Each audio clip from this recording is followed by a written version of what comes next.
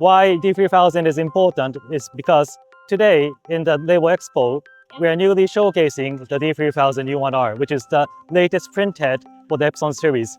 It has a native specification for 1200 dpi, printing at 63 kHz, which is a very high speed, plus nozzle level recirculation. And it also has a very robust casing and easy to expand as a single pass.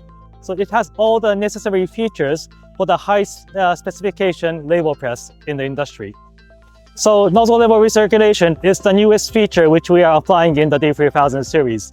Having the nozzle level recirculation, it will be possible to prevent the sedimentations with large particles or pigments, and also we can maintain the temperature inside the printing head, which will enable to maintain the high quality during the single pass printing.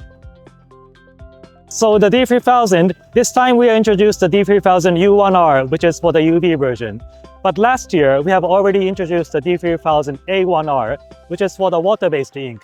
So now the water-based ink, A1R, we are now introducing for transactions, flexible packaging for other industries. The good point for the D3000 U1R and A1R, it has the same mechanical features, which means that the customer can use the same mechanical structures, they can use the same driver electronics. So you see in this exhibition, there are many UV presses, which is going to transit to the water-based as well.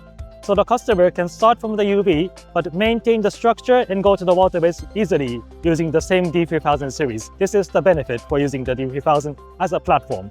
So the packaging industry is now becoming a market standard using the 1200 dpi.